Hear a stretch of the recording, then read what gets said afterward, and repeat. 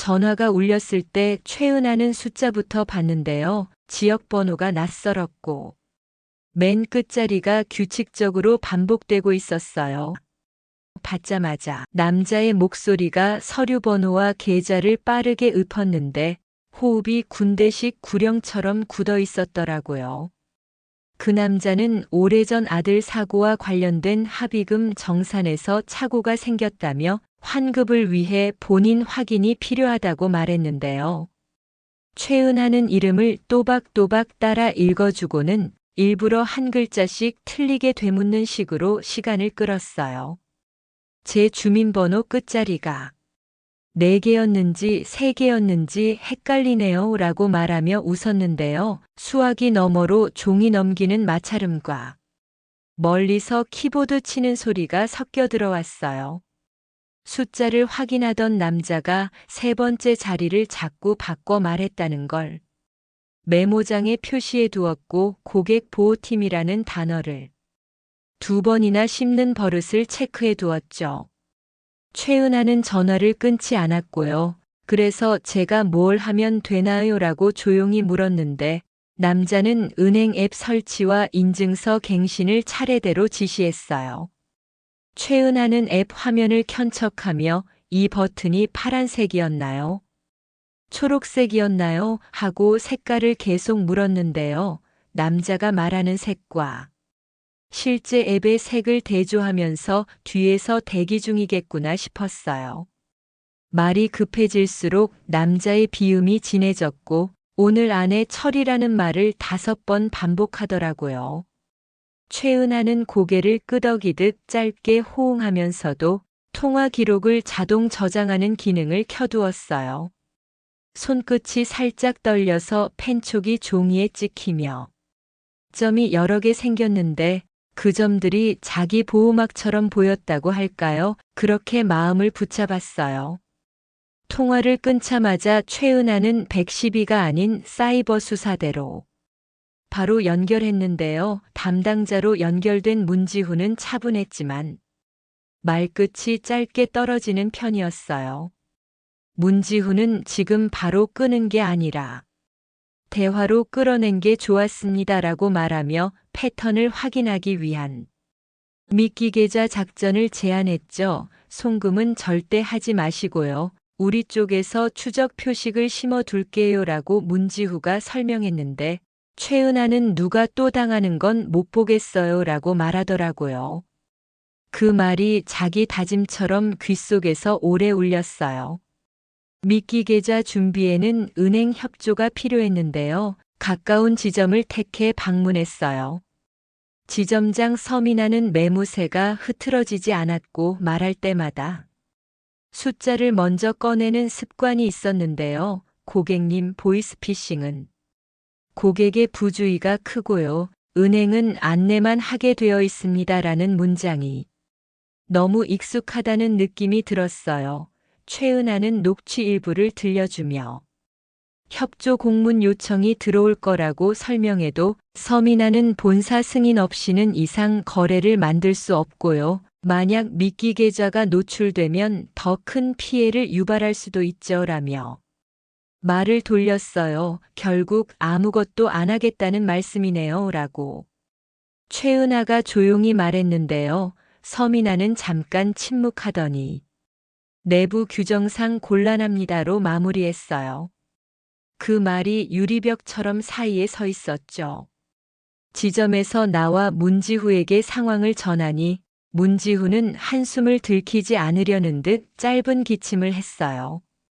다른 경로로 세팅하죠. 우리 팀에서 임시 계정을 보낼게요라며 메시지를 공유했는데요. 최은하는 문지후의 말이 빠르게 이어지는 사이 어느 단어에만 유난히 힘이 실리는 걸 느꼈어요. 오늘과 지금 같은 단어였죠. 급한 건 저쪽일 텐데. 왜 우리 쪽 목소리가 이렇게 급해질까 싶었어요. 그래도 준비를 멈추진 않았고요. 통화 스크립트를 다시 훑으며 다음 전화를 기다렸어요. 2번째 전화는 오전을 조금 넘긴 시간이었는데요. 이번에는 다른 남자가 같은 내용을 더 부드러운 어조로 반복했어요. 고객님의 안전을 위해서요라는 문장이 지나치게 친근했고 끝 문장을 올리며 동의를 강요하는 억양이 붙었어요. 최은하는 저는 숫자가 느리니까 천천히요라고 말하며 속도를 줄였고 상대가 제시한 인증 절차 중 화면 공유를 요구하는 순간을 기다렸어요. 그 요구가 나오자 최은하는 일부러 알림음을 여러 번 울리게 해 대화를 끊기게 했는데요. 상대가 짜증을 삼키듯 호흡을 길게 들이마시는 소리가 들렸어요. 그 사이 문지후 팀과의 채팅창에는 미끼 계좌의 추적값이 정상 작동한다는 표시가 떴고요. 다음 단계로 넘어갈 준비가 되었다고 했어요. 문제는 돈의 흐름만이 아니었어요. 통화 중 남자가 그 사고 당시 기록을 다시 열람했는데요. 라고 말하는 순간 최은하는 등줄기가 차갑게 식는 걸 느꼈어요. 그가 언급한 날짜가 한 달 전과 오늘 2번 바뀌었거든요. 실제 기록이라면 날짜가 뒤섞일 리가 없는데 누가 새로 만들어 붙이고 있다는 느낌이 들었어요. 그 기록 어디서 보셨나요? 라고 묻자 남자는 본사 서버라고 답했지만 서버라는 단어를 말할 때 혀가 한 번 걸렸어요. 최은하는 종이에 서버 발화 습관이라고 적어두며 상대가 읽는 문장을 속으로 따라 읽는 버릇이 있다고 추정했죠. 이런 자잘한 단서들이 어떻게든 이어질 거라고 믿었어요. 세 번째 통화로 넘어가자.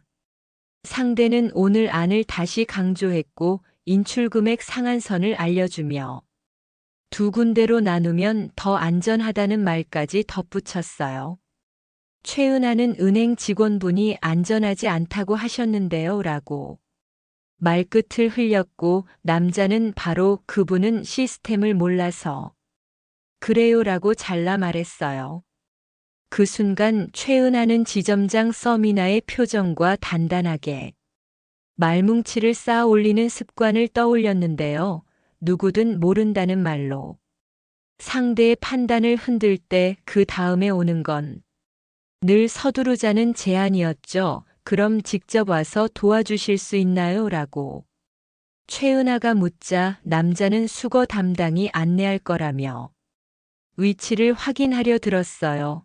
최은하는 주소의 일부를 띄엄띄엄 말하며 일부러 잘못된 건물명을 끼워 넣었고 남자가 바로잡는지 확인했는데요. 남자는 건물 이름을 정확히 말하지 못했어요. 지도에서 복붙한 사람이라면 잘라 붙인 표기가 튀어나오기 마련인데 이번엔 그조차 없었죠. 그래서 더 의심스러웠어요. 문지후는 무전처럼 짧게 메시지를 보냈어요. 위치 교란 좋아요. 다음 문장 나오면 신호 주세요. 최은하는 다음 문장이 뭘 뜻하는지 되물었고 문지후는 화면 공유나 일회용 인증번호 요구가 키워드예요 라고 답했어요. 그때 전화기에서 남자의 목소리가 낮게 가라앉았고 고객님 신뢰를 위해 담당자 이름을 밝힐게요 라며 이름을 말했는데 그 이름의 성이 첫 통화 때와 같았어요. 같은 조직이 같은 성을 돌려 쓰는 경우가 많다는 걸 떠올리며 최은하는 조용히 물컵을 내려놓았죠. 손이 아주 조금만 떨렸는데 물결이 컵벽을 한번 스치고 잦아들더라고요. 오후로 넘어갈 무렵 지점장 서미나에게 본사 준법 감시팀을 통한 협조 공문이 전달되었는데 회신이 비정상적으로 느렸어요. 최은하는 은행 앱 상담 챗봇으로 같은 내용을 물어보면서 답변의 템플릿 문장이 지점 대응과 어긋난다는 걸 확인했죠. 서미나에게 다시 전화를 걸어 본사 답변과 다르게 안내하셨는데요 라고 말하자 서미나는 현장 판단이 더 중요할 때가 있죠 라고 둘러댔어요.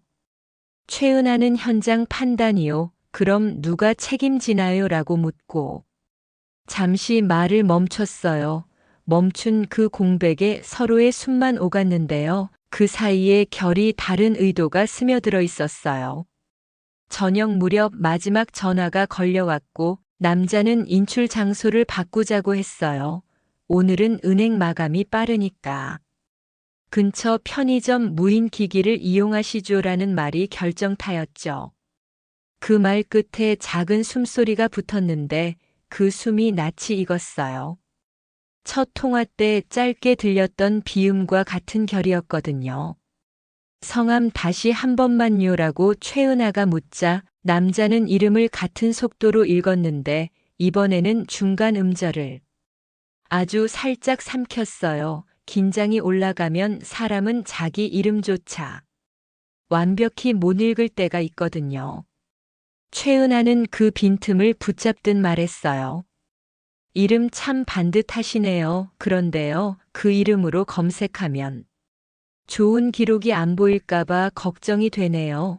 그 말이 나가자 잠깐 정적이 생겼고 뒤에서 다른 목소리가 낮게 무언가를 지시했어요.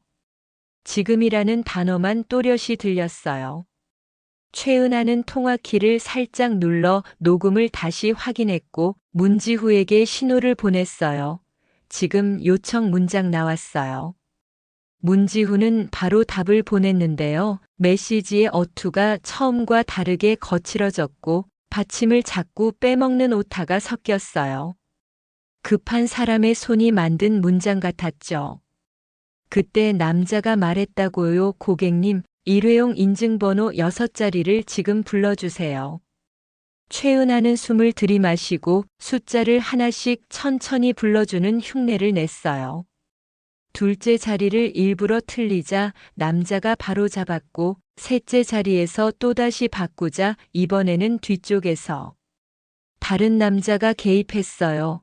두 사람의 호흡이 겹치며 서두르는 소리가 진동 같은 울림으로 이어졌는데요. 그 겹침이 마치 서로 다른 악보를 억지로 맞추는 소리처럼 불협을 냈어요. 최은하는 마지막 숫자를 말하지 않고 멈췄고 지금 제 앞에 누가 서 있거든요라고 낮게 말했어요. 수화기 너머로 의자가 밀리는 소리가 났고 누가요? 라는 질문이 튀어나왔죠. 최은하는 대답하지 않았고 문지후에게 보낸 메시지 창을 다시 확인했어요. 알림이 2개 더 떠 있었는데 미끼 계좌 접속 시도가 방금 차단되었다는 보고와 추적 표식이 사라졌다는 경고였어요.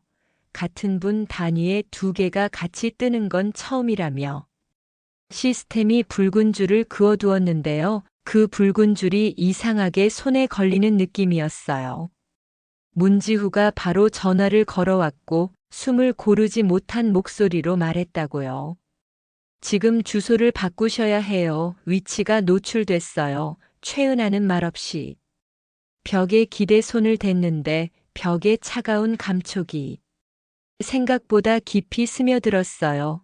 그 순간 처음 전화를 걸어왔던 남자의 낮은 비음이 다시 스피커에서 흘렀고요. 이번에는 아주 또렷하게 한 문장을 덧붙였어요. 고객님, 기록에 남은 그 사고 저도 그날을 알아요. 어디서 어떻게 알게 되었는지 설명은 붙지 않았고 이름도 다시 말하지 않았는데요. 그 한 문장이 전에 없던 종류의 한기를 만들었어요. 최은하는 마지막 숫자를 여전히 말하지 않은 채 스스로에게 속삭이듯 중얼거렸어요. 그럼 당신이 뭘 더 알고 있는지 다음에 확인해보죠. 그 말과 함께 통화가 끊겼고 문지후의 전화가 다시 울렸는데요. 이번에는 발신자 정보 옆에 보지 못한 기호가 하나 더 붙어 있었어요. 그 기호의 의미를 확인하기 전에 초인종 소리가 집 안으로 길게 들어왔어요. 지점장 서미나는 접수 창구 앞에서 미리 준비한 말들을 꺼내 놓았는데요. 첫 문장은 책임 범위를 구획하는 문장이었고 두 번째는 경각심을 고객 쪽으로 돌리는 문장이었어요.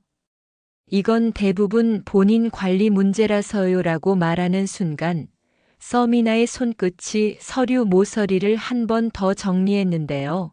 그 움직임이 마치 벽돌을 하나 더 쌓듯 단단했어요. 최은하는 안내 문구를 끊지 않고 끝까지 들었고요. 그럼 혹시 사건 코드만이라도 기재해 주실 수 있나요? 라고 낮게 물었는데 서민아는 규정집을 펼친 척 하다가 내부 승인이 나야 가능하거든요로 정리했어요. 책장 넘기는 소리가 과장되게 크게 났고 그 소리가 책임선 위에 선을 긋는 자처럼 들렸는데요. 최은하는 메모장에 책장 소리 -과다라고 적어두었어요. 본사 준법 감시팀 연결이 되자 분위기가 달라졌는데요. 통화 상대는 단어를 줄 세워 말하는 사람이었고 접수와 사후를 멀찍이 떨어뜨려 두더라고요. 지점장 서민아는 옆에서 수화기를 두 손으로 감싼 채 같은 말을 반복했고 준법 감시 쪽은 녹취를 원본으로 달라고 했어요. 누구도 먼저 책임을 안 받으려는 기류가 테이블 위에 들러붙었고요. 최은하는 물 한 모금 삼키듯 저는 오늘 안에 움직이는 사람을 잡고 싶은데요 라고 말끝을 매만졌어요. 그 말에 본사 담당이 잠깐 기침을 하더니 내부 판단이 우선이라서요로 맺었고 서민아는 고개를 끄덕이며 현장 상황이 더 복잡하거든요를 거들었는데요. 두 문장이 같은 방향을 가리키는 모양새였어요. 문지훈은 전화가 끊기자 바로 메시지를 보냈는데요. 짧은 문장 속에 숫자와 약어가 과하게 많았어요. 미끼 계정 세팅 완료, 접속지 추적키 삽입 같은 문장이었고 최은하는 저는 어떤 역할을 하면 될까요? 라고 되물었어요. 문지훈은 평소처럼 동선 유지하시고 코드 요구가 나오면 문장을 그대로 따라 말해주세요 라고 했는데요. 말끝의 속도가 처음보다 빨라져 있었어요. 최은하는 고개를 끄덕이며 인증 앱과 은행 앱을 나란히 열어두었고 이전 통화에서 남자가 틀리게 읽은 숫자 자리를 빨간 펜으로 표시해 두었어요.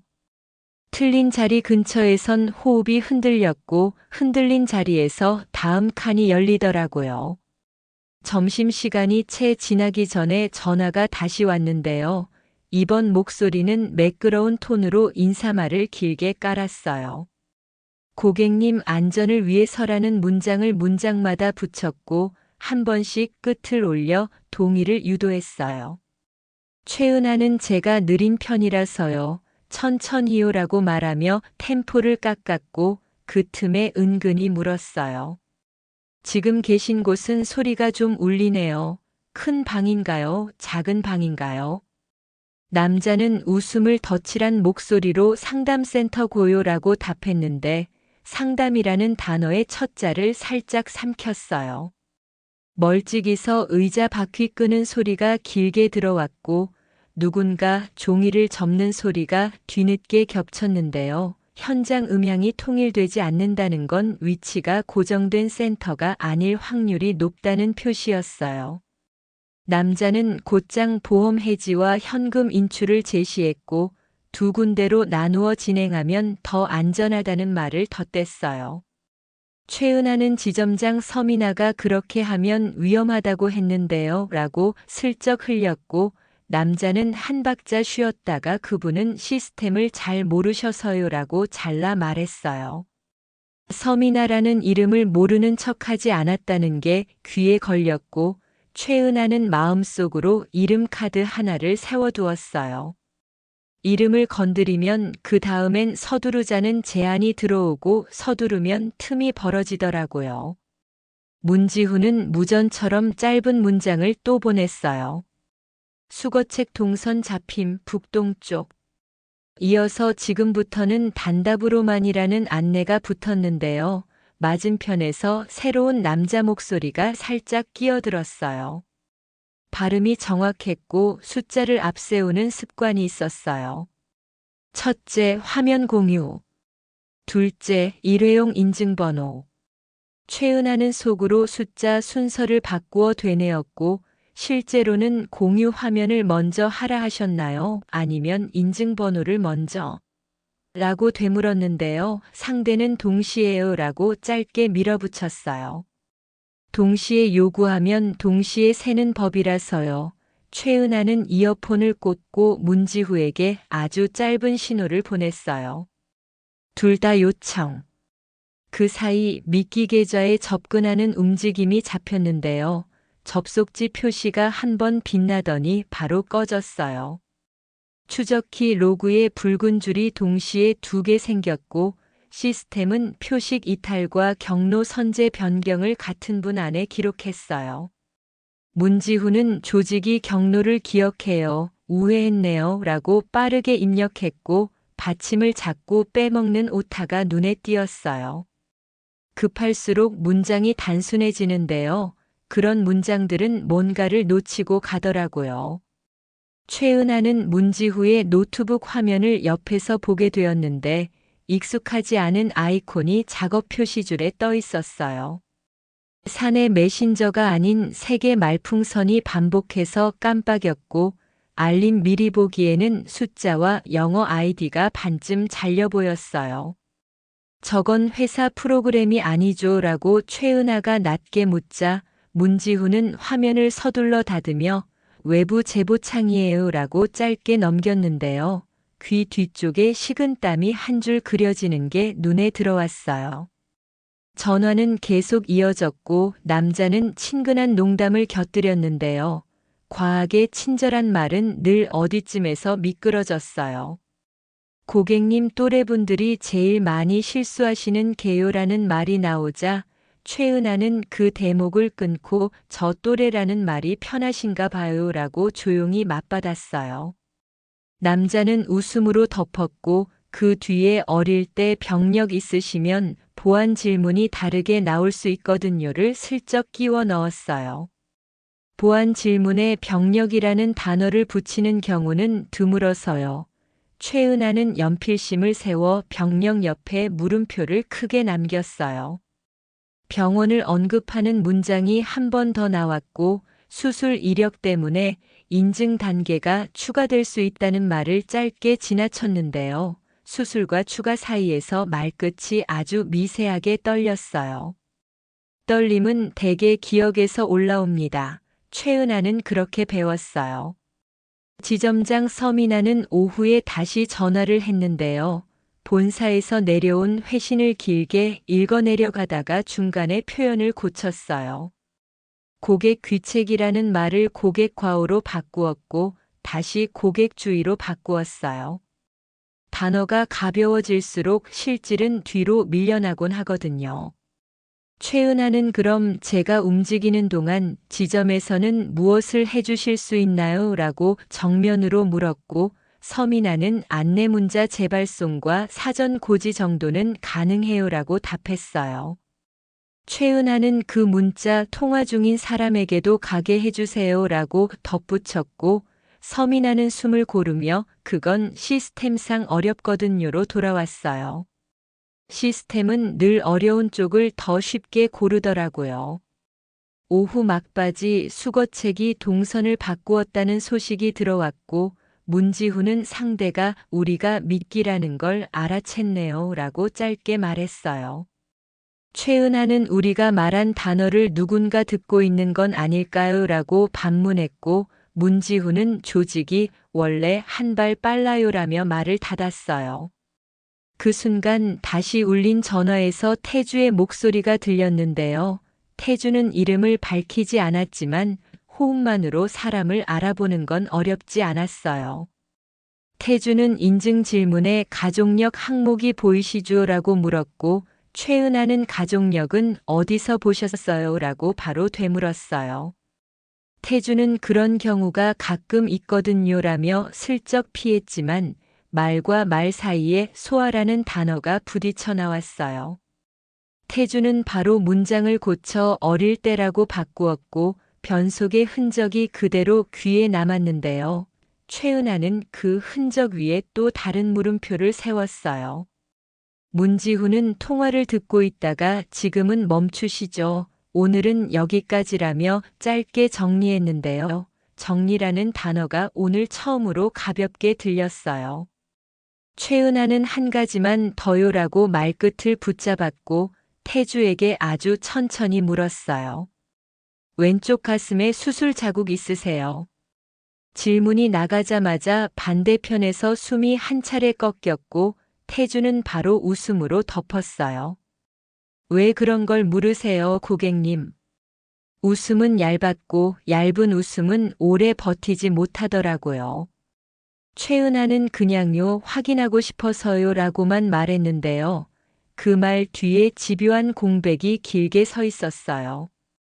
문지후의 노트북에서 다시 그 비인가 메신저 알림이 떴고 이번에는 미리 보기로 위치 바꾸라는 짧은 문장이 스쳐 지나갔어요. 발신자 이름은 숫자와 영어가 섞여 있었고 팀 공유방과는 다른 톤이었는데요. 문지후는 급히 전원을 닫으며 배터리가 부족해서요라고 넘어갔어요. 최은하는 더 묻지 않았고 대신 태주에게 내일이면 저는 더 확실해질 거예요 라고 천천히 말했어요. 태주는 침묵으로 답했고 그 침묵 끝에서 아주 낮은 목소리로 한 단어를 남겼어요. 비동. 병원 건물 표기가 그 방식이 많았고 소아심장과가 그 표기를 쓰는 곳을 최은하는 몇 군데 알고 있었는데요. 그중 한 곳이 정원의 기록과 겹친다는 사실이 혀끝에 걸렸어요. 전화가 끊기자 지점장 서민아에게서 안내 문자가 도착했고 본사 준법 감시팀에서도 동일 문구가 뒤늦게 따라왔어요. 두 문자가 한 글자만 다르게 조합되어 있었고 다른 한 글자는 책임 주체를 살짝 바꾸는 자리였어요. 최은하는 그 작은 차이를 확대해서 메모장에 옮겨 적었고요. 내일 첫 통화를 어디로 걸어야 할지 머릿속에서 순서를 새로 짰어요. 그때 초인종이 울렸는데요. 오늘 처음 듣는 리듬이었고 인터폰 화면에는 택배기사 이름 대신 낯선 성씨가 반쯤 잘린 채 떠 있었어요. 최은하는 숨을 고르고 문지후에게 짧은 메시지를 보냈어요. 지금 누가 왔어요? 답장이 오기 전에 문 손잡이가 아주 천천히 한 번 움직였는데요. 그 미세한 움직임이 말보다 먼저 다음 문장을 열어버리더라고요. 현수의 아지트로 향하자는 제안은 문지후가 먼저 꺼냈는데요. 문지후는 현수가 카드 명세를 오늘 정리할 거라네요 라고 짧게 말하며 주소 한 줄을 건넸어요. 최은하는 문지후의 목소리에서 힘이 들어간 단어가 몇 개 들렸고 특히 오늘과 지금이 자꾸 솟았는데요. 급한 쪽이 누구인지 스스로 묻고 또 묻고 있었어요. 최은하는 문지후와 거리를 반 발쯤 두고 움직였고 문지후는 계속 전화를 붙잡고 누군가와 짧게 소근거렸어요. 낯선 약어와 숫자가 빠르게 오갔고 그 숫자들이 입에서 미끄러질수록 문지후의 어깨가 조금씩 안으로 말리더라고요. 현수 쪽 움직임이 잡혔다는 연락이 왔는데요. 접근 직전 문지후의 휴대전화가 갑자기 울렸어요. 문지후는 전화기를 귀에서 멀리 떼고 지금은 곤란해요라고 낮게 말했지만 수화기 너머로 장소 바꿔라는 짧은 문장이 또렷하게 스며들었어요. 바로 그 다음 안내받은 위치가 엇나갔다는 통보가 동시에 들어왔고요. 추적 표식이 사라졌다는 경고가 연달아 떠 있었어요. 최은하는 누가 우리 말을 듣고 있네요 라고 조용히 짚었는데요. 문지후는 조직이 원래 빨라요라고 잘라 말하며 다른 좌표를 내밀었어요. 손등에 식은땀이 고여 있었고 그 땀이 번질수록 문지후의 문장은 더 짧아졌어요. 두 번째 시도가 빗나가자 최은하는 문지후의 노트북을 스쳐 지나가듯 봤는데요. 사내 메신저가 아닌 아이콘이 깜빡이며 새 알림을 띄웠어요. 미리 보기에는 숫자와 영어가 섞인 닉네임과 계약 유지라는 단어가 보였고 바로 뒤에 금액이 적혀 있었어요. 최은하가 지금 누구와 연락 중이세요? 라고 낮게 묻자 문지후는 화면을 덮으며 외부 제보자예요 라고 짧게 답했는데요. 그 짧은 답 뒤로 정립이라는 알림 조각이 흘러나왔어요. 최은하는 말 대신 주머니에서 손수건을 꺼내 손에 맺힌 땀을 눌렀고 문지후의 눈동자가 반박자 늦게 흔들리는 걸 끝까지 확인했어요. 그때 최은하의 전화가 진동했는데요. 태주의 번호가 낯선 번호로 바뀌어 있었어요. 연결되자마자 태주의 숨이 짧게 들썩였고 태주는 낮은 목소리로 가슴이 자꾸 뛰어요라고 말했어요. 최은하는 대답을 늦췄고 태주는 서둘러 말을 덧댔어요. 10살 때부터 병원에 들락거렸고요. 30 즈음에 누군가의 용기로 살았거든요. 태주의 말줄임표에 얇은 떨림이 붙어 있었고요. 최은하는 숨을 한 번 눌러 삼킨 뒤 아주 또렷하게 물었어요. 왼쪽에 그 자국 당신도 만져보셨겠죠? 태주는 당황을 숨기려 했지만 마치 이가 살짝 부딪히는 모양으로 짧은 소리가 섞였어요. 최은하는 이어서 말했어요. 그 심장이 정원의 거였어요. 정원이라는 이름을 부르는 순간 혀끝이 잠깐 굳었는데요. 그 굳음이 오래 묵은 그리움처럼 혀끝에 달라붙었어요. 태주는 대답 대신 숨을 길게 내쉬었고 그 숨끝에 죄송하다는 말이 아주 작게 붙었어요.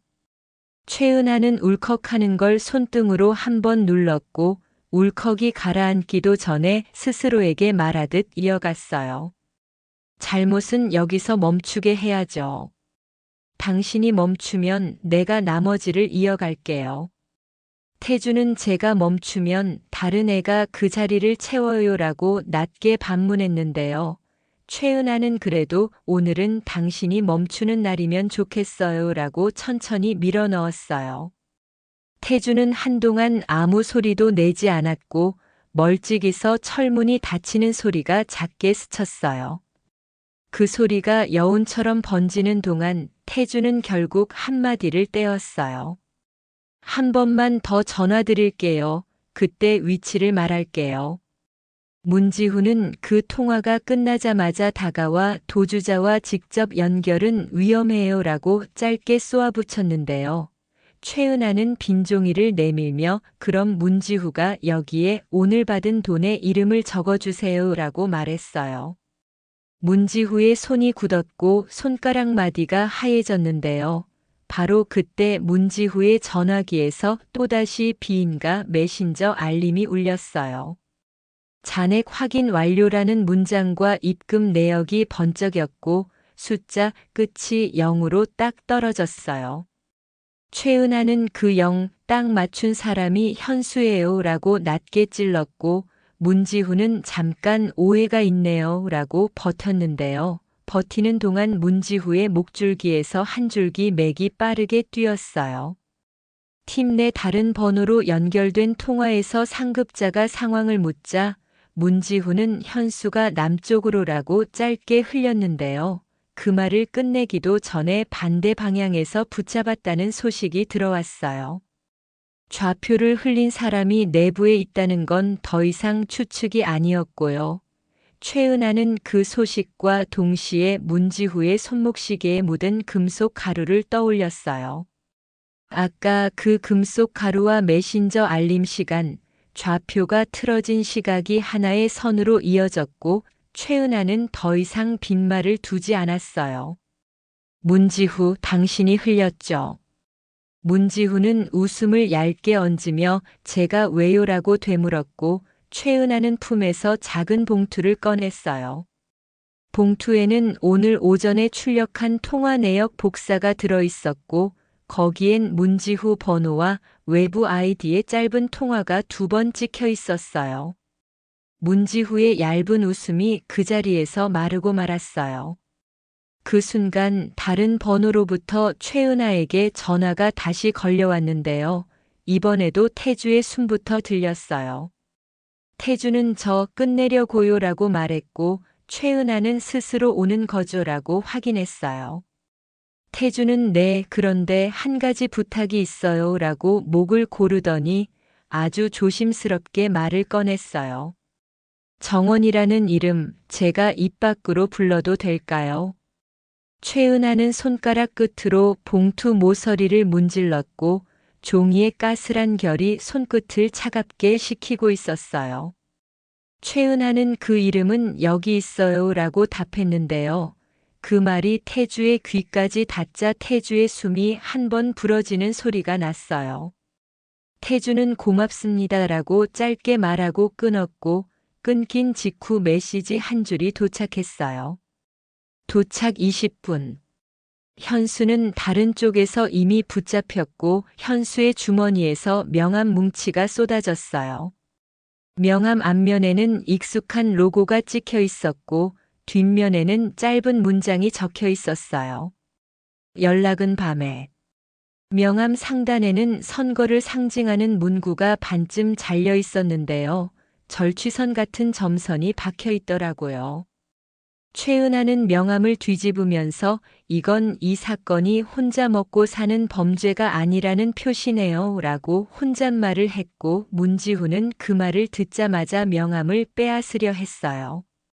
최은하는 명함을 가볍게 접어 주머니에 넣었고 접힌 자리에서 잉크 냄새가 조금 올라왔어요. 문지후는 더는 숨길 기세가 아니었고 잠깐의 침묵 끝에 아이 학원비가 밀려서요라고 낮게 털어놨는데요. 말끝에 붙은 한숨이 오래 묵힌 쇳냄새처럼 무거웠어요. 최은하는 그 돈을 여기로 돌리면 당신은 오늘 안에 서 있을 수 있어요 라고 말했어요.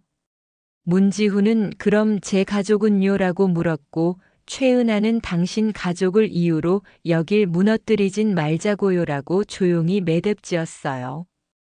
그 말이 공중에 오래 걸려 있었고 문지후는 한동안 아무 말도 하지 못했어요. 태주가 약속한 시간은 가까워졌고 태주가 보낸 마지막 메시지에는 한 글자가 비어 있었어요. 비동지하라는 단어 뒤에 방 번호 표기가 비어 있었고 그 공백이 일부러 남겨둔 빈칸처럼 보였어요. 최은하는 그 빈칸을 손끝으로 짚으며 정원의 기록에서 같은 표기법이 쓰인 페이지를 떠올렸어요.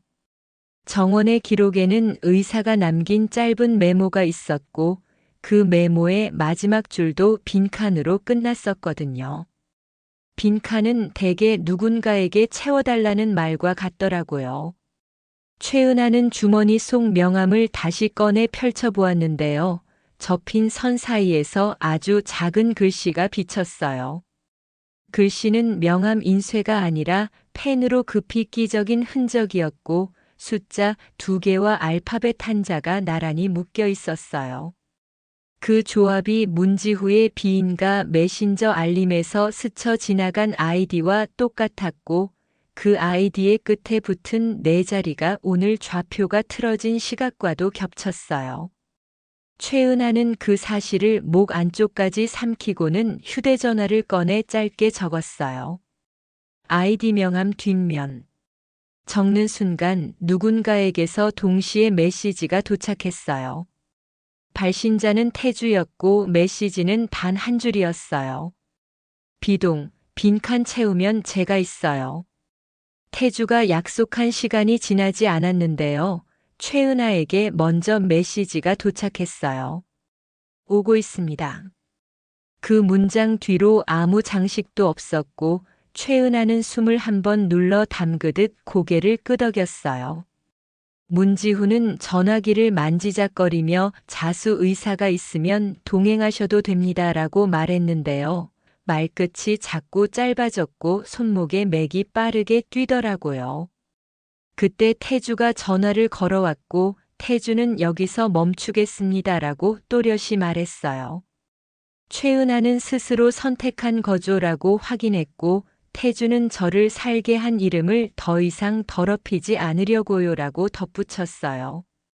서로 마주 앉자 태주는 조심스럽게 봉투 하나를 꺼냈는데요. 봉투 안에는 수거책 연락망표와 계좌 닉네임이 손글씨로 정리돼 있었어요. 숫자 끝이 일정하게 떨어지는 패턴, 밤마다 움직이는 구간, 가명과 진짜 이름의 대응표가 줄줄이 이어졌어요. 최은하는 왜 이제야라고 묻지 않았고요. 여기서 끝나게 하자라고 천천히만 말했어요. 태주는 고개를 깊게 숙였고 정원이라는 이름을 제가 얼마나 많이 속으로 불렀는지 아세요라고 낮게 중얼거렸는데요. 그 이름이 입술을 스치자 태주의 어깨가 한 번 떨렸어요. 문지후는 절차를 안내했는데요. 안내 문장은 맞았고 속도만 지나치게 빨랐어요. 동행 중에도 문지후의 전화기가 2번 진동했고 한 번은 뜯지 못한 봉투처럼 울음을 삼키듯 꺼졌어요. 태주가 진술을 시작하자 숫자들이 선처럼 이어졌고 선들은 곧 표가 되었는데요. 표가 엮여 지도가 만들어지자 그 지도에서 은행 현수, 서민한 그리고 알 수 없는 캠프 로고가 동시에 튀어나왔어요. 계좌의 돈은 한 번에 사라지지 않았고 3번에 나눠 껍질을 갈아탄 다음 익숙한 단체 후원 계좌로 소량씩 스며들고 있었어요. 이건 개인이 혼자 꾸린 길이 아니네요 라고 최은하가 말하자 태주는 눈을 감고 저는 그 길의 말단이었고요. 돌이킬 수 있다면 처음부터 안 들어갔을 거예요 라고 말했어요. 지점장 서민아는 첫 진술에서 규정을 길게 읊었는데요. 2번째 진술에서 어조가 달라졌어요. 본사에서 온 메일과 현장 지침이 서로 다르게 움직였다는 사실을 인정했고 통계에 흠집 내지 않으려던 판단이 있음을 조심스럽게 시인했어요. 실수를 덮으려다 더 큰 구멍을 만들었네요 라고 서민아가 말하자 최은하는 지금이라도 꺼내주셔서 다행이에요 라고 짧게 받았어요. 서민아는 자리에서 한 번 허리를 숙였고 그 숙임이 변명보다 오래 남았어요. 문지후는 직무에서 물러났고 조사실에 앉은 문지후는 손가락 마디를 맞물려 굳혔는데요. 굳힌 마디 사이로 작은 떨림이 지나갔어요. 아이 학원비가 2달 밀렸어요 라고 문지후가 입을 떼자 최은하는 고개를 들었어요. 당신이 만들어낸 좌표 하나 때문에 오늘도 누군가가 계좌를 비우고 있었겠죠 라고 말했더니 문지후는 눈을 감고 길게 숨을 내쉬었어요. 내가 선을 넘었네요 라는 말이 마지막으로 나왔고 그 말은 책임을 타인에게 밀지 않는 쪽의 문장이었어요. 그날 밤 최은하는 서랍에서 작은 녹음기를 꺼냈어요. 정원이 남겨둔 음성 파일이 첫 화면에 떠 있었고 최은하는 재생 버튼을 조심스레 눌렀어요. 정원의 목소리는 오래된 종이 편지처럼 얇고 따뜻했는데요. 엄마, 내가 어디에 있든 누군가 잘 살면 좋은 거죠라는 문장이 한 번 흐르고 숨을 고르는 작은 소리가 뒤따랐어요. 최은하는 그 숨이 멈춘 지 오래라는 사실을 알고 있었지만 그 숨의 결이 여전히 자기 귀에 닿는다고 느꼈어요. 정원아, 내가 준 시간을 이제 제대로 쓰려고 해라고 최은하가 아주 낮게 말했어요. 이튿날 최은하는 복지관으로 갔는데요. 사회복지사 김혜성과 밑그림을 펼쳐놓고 카드뉴스 구성을 짰어요. 첫 장에는 낯선 연락엔 무응답을 큼직하게 올렸고 둘째 장에는 공식 번호 재확인을 넣었어요. 셋째 장에는 화면 공유 인증 번호 절대 금지, 넷째 장에는 보이스 레코더 통화 녹음 상시안, 다섯째 장에는 112 금융감독 신고 즉시 병행을 배치했어요. 김혜성은 문구가 단호해서 좋아요라고 말했고 최은하는 한 글자라도 양보하면 틈이 생기거든요라고 웃었어요. 복지관은 동네 경로당과 교회 게시판에 동시에 뿌리기로 했고 주민센터와 약국 카운터에도 올려두기로 했어요. 카드 뉴스 맨 아래에는 피해 상담 번호와 지역 경찰서 직통 번호를 나란히 적었는데요. 숫자 간격이 일정하도록 자를 대고 한 번 더 맞췄어요. 은행은 기자들 앞에서 사과문을 읽었고 지점장 서미나와 본사 준법 감시팀장은 같은 종이를 들고 서 있었어요. 현장과 본사의 지침을 일치시키겠습니다라는 문장을 여러 번 되풀이했고 피해 방지 전담 창구를 상시 운영하겠다고 약속했어요. 책임을 미루지 않겠습니다라는 문장이 사과문의 마지막 줄로 올라갔고요.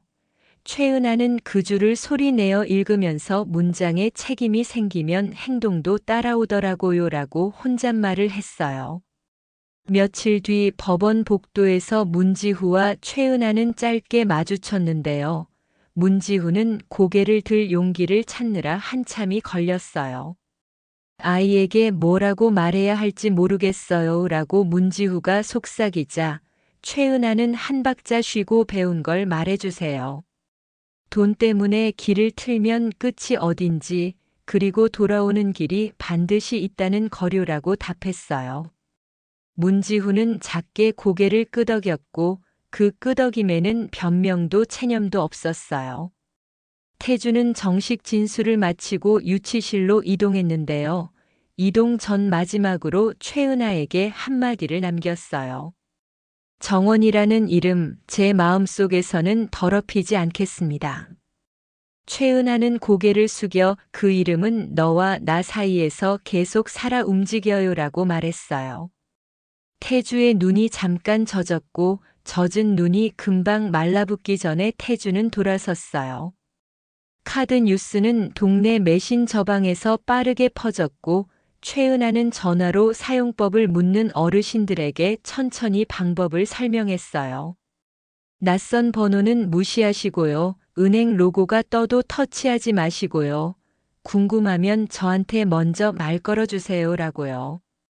설명을 마칠수록 목소리가 안정됐고 설명이 끝날수록 마음이 조금씩 가벼워졌어요.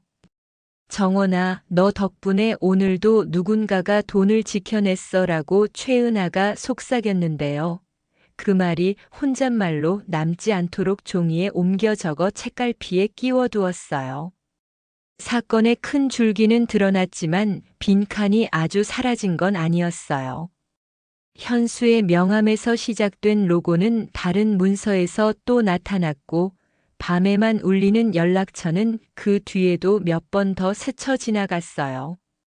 최은하는 빈칸이 보일 때마다 공책에 사선을 그어 표시했는데요. 그 사선 위에 같은 문장을 반복해서 적었어요. 의심은 오래, 포기는 짧게. 문장을 외우듯 중얼거리다 보니 어느새 그 문장이 일상의 규칙이 되었어요. 그날 저녁 최은하는 녹음기 재생 버튼을 다시 눌렀어요. 정원의 목소리가 조용히 흘렀고 엄마 괜찮아요 라는 한 줄이 방 안에 머물렀어요. 최은하는 손바닥을 가슴에 올려 맥을 느꼈고요. 뛰는 리듬에 맞춰 아주 조용히 말을 건넸어요. 우리는 서로의 박동을 지켜줄 수 있어요. 경계를 늦추지 않으면서도 끝까지 손을 놓지 않는 쪽으로요. 그렇게 말하고 나니 오늘 해야 할 일의 순서가 또렷해졌고 내일 누군가에게 건넬 첫 인사도 준비가 되었어요.